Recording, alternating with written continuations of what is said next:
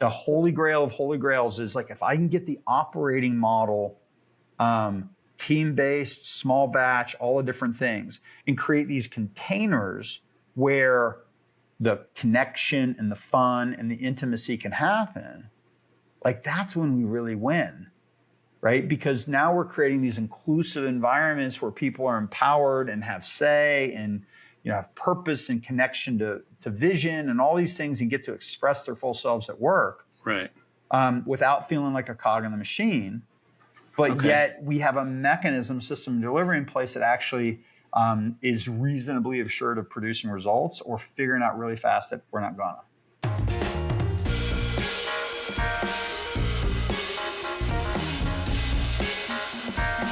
Hey, this is Dave Pryor. Welcome to Leading Agile Sound Notes. Mike Kottmeyer is here. Mike, thank you for taking time out of your evening. I'm here, man. I'm here. It's been a long day. I was in the car all morning, and so I'm just getting out of the car, hitting a couple meetings, and then I'm going to go to sleep. Because all right, like I said, it's been a long day. And what time? Just for the comical comparison, what time do you go to sleep? Well, so I have a pretty robust morning routine. So it's not uncommon for me to be up at 3:30 or 4 in the morning. And so I have, I meditate, and I do a bunch of journaling, and I exercise, and then I have some quiet time on top of my meditation. So the direct answer to your question is I'm starting to go to sleep process about 8 o'clock, and I'm usually like hard in bed by 8:30.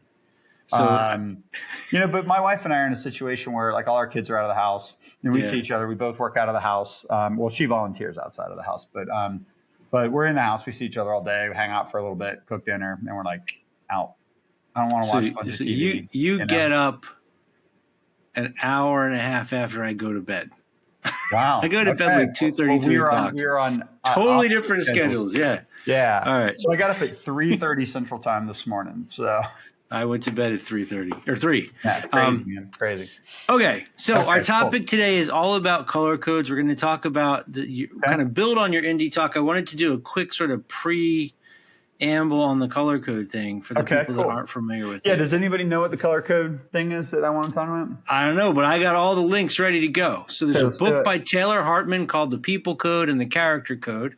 And they can pick that up. They can take the personality test, which for me, when I came to Leading Agile and took it, that was really profound because I fail all those tests because I overgame and overthink. Test, Dave? I think like, well, is it A or B? Well, I should pick B, but I really think A. But if I pick A, they'll think I should pick B. And what does it do to the last question? I'm like, I can't not overprocess every question. So the results are skewed. But this one was the first one that my wife was like, that's totally your personality.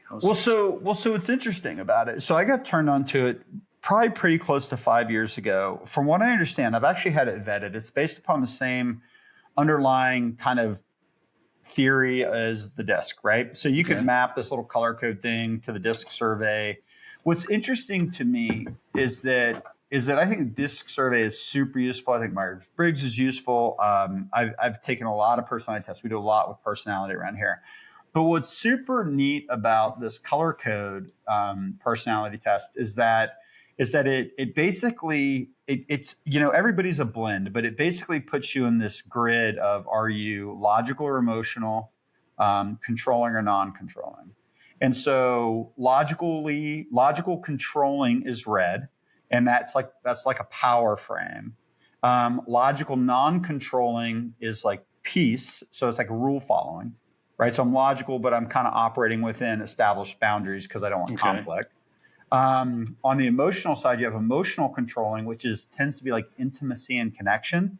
Mm-hmm. And then the other side of that is emotional non-controlling, which is fun. So power is red, peace is white. The intimacy is blue and the fun is yellow. And what I've found is that it's a very, when I'm talking to people, you can get a pretty good sense for what their personality type is just from talking to them often. Not always, but often. Right. But we have a little database, and I have a copy of it on my phone where I look up people prior to having conversations with them if I'm not familiar with their color code. And it gives me a, there you go. 70% red. Yeah, it's pretty high, right? I don't have any white or any blue. Fun fact is my wife is blue-white, like you, and we're called non-complementary opposites. So, my wife is red, like Mike.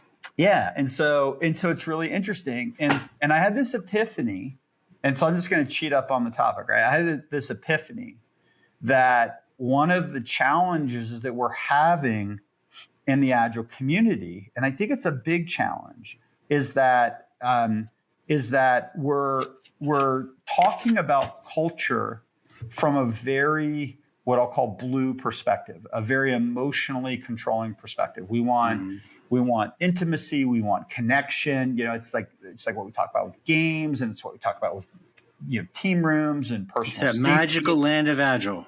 Well, it's what's cool about it, right? Is that it's really valid, and I'm not trying to say that that's an invalid lens to look at culture. But where I started the conversation kind of internally in my head is that there's kind of red culture and there's blue culture, right? There's culture of getting things done, and then there's kind of culture of connection and environment and how we interact with each other and personal safety. Yeah. And so I went up to Indianapolis and I got to do this keynote up there, which was a super cool experience. I always like going up to Indianapolis. They just have a great Agile community up there. It's just really, really neat. And I did this talk and I talked about the idea of is that if we don't get the red side of the culture, right? We don't get the performance characteristics. We don't get velocity and burn down, and we understand, stable velocity, and we start to be able to predict dates and doneness and those kinds of things, then it's really hard to sustain the blue side of the culture, which is the safety and the connection. So I was making the case, and I walked through Scrum, I walked through Spotify, I walked through SAFe, talking about how the structures and the processes and the ceremonies and the tracking mechanisms in those methodologies is the red side. But when we get the red side working, it creates space for the blue side. And without the red side, it's really hard to sustain the blue side. And I think that's a little bit of what our industry is dealing with, is because in a lot of companies, Agile hasn't cracked the code to better performance. Right. And so the people in those ecosystems double down on the blue side of the culture, and we don't get the red, and it's kind of fallen flat in a lot of places. So can I mansplain this back to the world? Yeah. So yeah, sure. Go for I'm it. just going to lean into that part. It's all good. So one of the things that was always really irritating for me, coming from a project management background with the Agile, people would be like, no, man, people just come and they'll figure it out, and it's wondrous, and they show up when they show up. You'd be like, no, we have to finish work. Yeah. But there's this idea that people will just naturally do things, and we've talked about this a lot before. They can't do that without some help, and that's where Scrum is a very light framework compared to like traditional project management. But that discipline becomes critical, because if you don't have that, you have no shape. Well, we're getting back to what we always talk about at Leading Agile, right? The teams, backlogs, working tests, software, structure, governance, and metrics, right? The Scrum methodology is, in my opinion, wholly predicated on the idea we have a complete cross-functional team that has ownership of their software, that can deploy software every week or two, or even more frequently sometimes, maybe up to a month. They're operating off of a backlog, right? Yep. They're estimating the backlog. They're establishing velocity against the backlog. And then they produce working tests of software and can take feedback every 2 weeks, right? That's the red side. And they're predictable. Yeah, you're predictable, right? Or at least if you're unpredictable, you understand why. You have a system that you can manage to. You have a reliable system that the product owner can delegate into. You get predictable results. But I mean, it's almost getting to be a joke, to the point I don't ask the question anymore. Like, very few Scrum teams actually get set up that way. And so because you can't actually create those conditions, two things happen. People double down on the practices of Scrum and say daily stand-ups, reviews, retrospectives, this, that. Cargo call, cargo call kind of stuff, right? Or they double down on the personal safety and empower the teams, and they blame command and control management and all those things. And what that is don't laugh, right? It's valid in a way, but I don't think we understand the dynamic, right? Yeah. And so it's like, if I can't get the performance characteristics, I can't hold the safety characteristics and the relationship characteristics and those things. And so they really go together, because we were talking about this as we kind of prep for the call today. The backlash to that often becomes date-driven, command and control, get this done by a certain date, because the leadership doesn't have any of the controls in place to be able to know what they're going to get for their money. And they can't run their businesses if the teams can't meet their commitments. They can't make investments that way. Right. And so the place Leading Agile's been for the last 13 years, it's all about, how do I create the conditions with like the structure of the organization, the governance, metrics, what we measure and control. How do I create the right conditions so that I have a predictable system of delivery, so that within that predictable system of delivery, I can create the cultural aspects that I want? Yeah. So we always talk about structure first, then practices, then culture. But what was interesting is I was preparing for the talk in Indianapolis, and we're actually getting ready to go up to Canada next week and do a similar talk. It's not quite the same, but it's going to be a similar talk. It's a bigger talk. Yeah, we're going to expand it out to really talk about all four of the colors, because as I was doing the red-blue thing, I thought it was interesting. I was like, well, if there's red-blue, there's probably white and yellow, right? Mm-hmm. And so the yellow is fun, right? And that's probably where like the games come in, right? In Agile, right? So there's a certain personality profile that wants kind of low structure, fun environment. That's kind of cool, right? That's awesome, right? Mm-hmm. That's a good thing to strive for. And then there's also like the people in Scrum that are probably white, less, want peace, less conflict. And so they really rely heavily on the rules of Scrum to be able to keep peace and create space for intimacy and those kinds of things, right? So I was thinking about, and this is what we're going to add to the talk, is that, what would it be like? Like, imagine a possibility where I have the red performance characteristics, right? I have the white kind of enabling the rules and the process, and I create the personal safety in an environment that's a lot of fun. Mm-hmm. That sounds to me like the Holy Grail, right? But a little bit of the side awareness of this and that I thought was interesting, and I think this is true.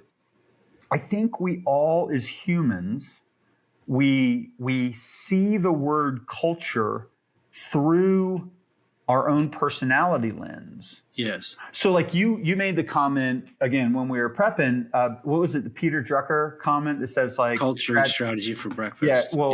Yeah. Culture eats strategy for breakfast. I really don't think that he was saying that if you just empower people and put pool tables in the room and buy them lunch and have 20% days and like a lot of the things, or you play games. I don't think what he was saying was that if you do those things, that's more powerful than strategy.